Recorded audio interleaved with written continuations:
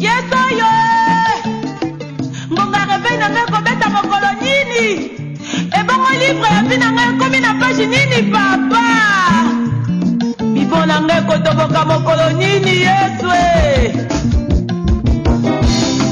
yo nzambe.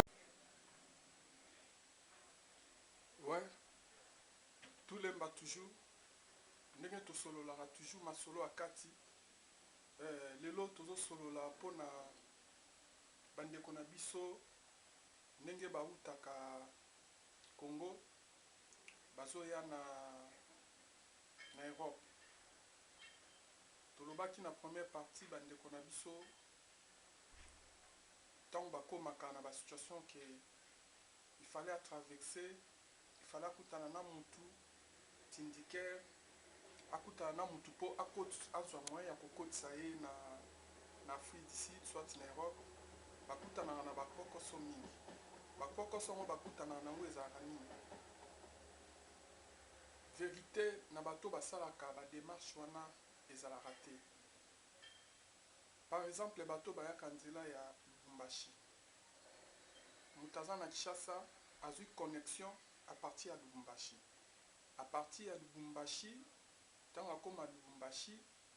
mpo babanda sikoyo voyage na bango pour l'Afrique du Sud. Alors tindikaire musane eza nini mpo alongola yo na Lubumbashi tina Afrique du Sud. Alors à partir ya Lubumbashi akozwa bino installer bino sans problème parce que Lubumbashi eza mboka na ye, eza ville na ye,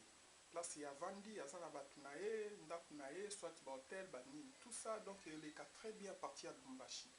Alors ntango bokolongo ya Lubumbashi Kasumbalesa Zambie kote makambo ebandaka yango wana, kote makambo ebandaka yango wana. Alors ntango bokoma na Zambie po boleka Zambie azosenga bino mbongo, et pourtant à partir déjà ya Congo bosi bopesaki bambongo na bino ya connexion makambo nyonso. Alors donc akoki kozwa yo voyage ekokai kozala nango okoki kodepenser ya mosusu na budget na yo ozalaki ya mosusu na par exemple ozali na $500, mais tindikaire il faut akomisa ata na ba $1000 to na ba $1500. Aza kotia yo, aza kocharge yo bacharge moko oyo eza ya yo te, bamonta moko boye oyo okanaki te. Donc même oyo bombaki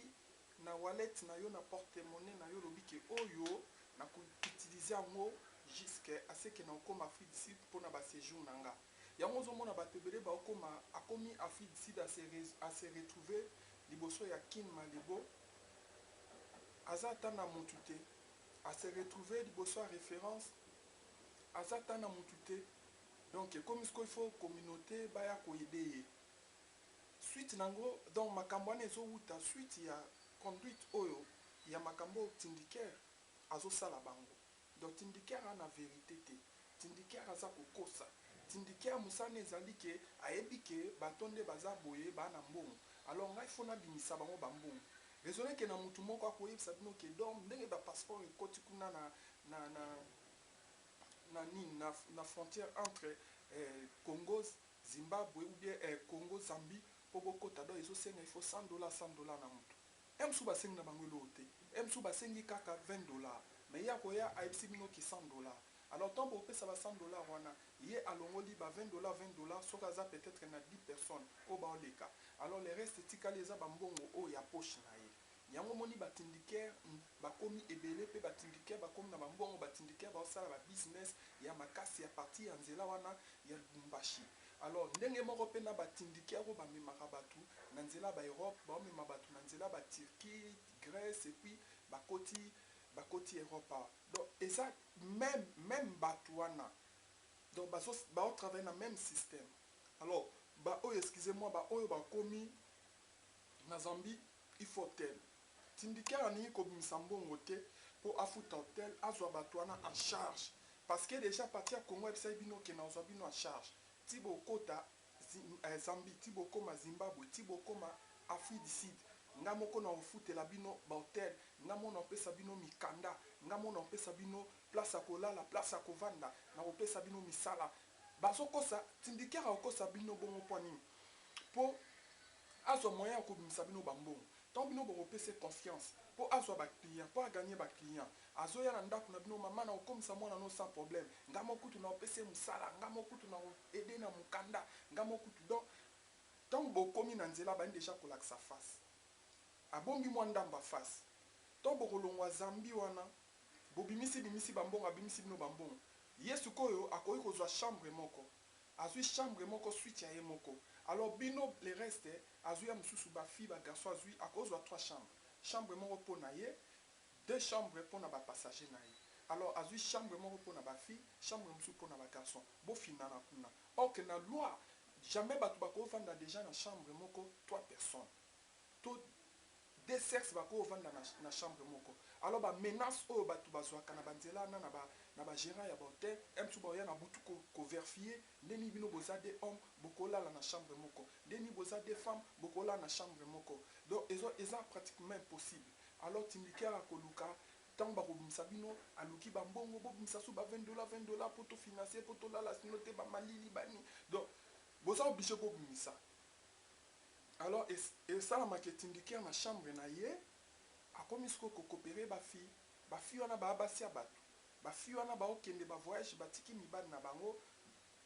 bazokende msu mpe na mabala na bango alors tindikere akoya omoni nde eza boye passeport na yo koto oyo bafatifiaki koto basalaki boye alors mpona ede yo omoni zimbabwe eza compliqué boye na boye atuka ifo nakushe na yo mwasi mpe ntango amona moto aza te mobali na ngai aza te motu mpe akoyeba te eza lisolo yanga natindike bonga na besoin nakoma mboko baliaka McDonald mboko baliaka KFC na choix te mboko eza na hiver na choix te ifo nasede mwasi asede nyonso wana lokuta mpo kaka mpo autilize nzoto na yo mpo asepela na bomwasi na yo alors ntango akosala yango na yo moko te na bafille nyonso wana bandosala bino tour voyage ezalaki ya 1 semaine akopusa yango 2 semaines mpo nini mpo na nzela wana na Zimbabwe na Zambie accouché déjà msu na 2 filles so bozali par exemple 4 filles na bapassager na ye oyo ye azolekisa bapassager oyo azolekisa so bozalaki 4 filles déjà asa abimi na 2 alors ntango bokomba na Zimbabwe abimisi su rubrique mosusu bon omoni ndenge eza boye Zimbabwe azwi siko na 2 filles wana alali na oyo na butwa lelo alali na oyo kuna na butwa lobi alibana mibali aotekisa meme bilamba so amoni kona bilamba no bien oza baportable bien bakotekisa bino donc jusqu'à ce que otikala maboko vide makambo atindike basalaka yango wana jusqu'à ce que passager na ye aotikala maboko vide nde sikoyo ye bon ça va sikoyo motema na ye ekiti oyo eza première partie. Deuxième partie, toujours tous les mbas. Contactez-nous sur Facebook, tapez tous les mbas Kinshasa, RTTLK TV. Votre chaîne et votre site, toujours pour nous commémorer nos bonnes nouvelles. Toza ana masola, tu es la première partie. Deuxième partie, Tokolanda, Mbalasima. Merci beaucoup. Au revoir.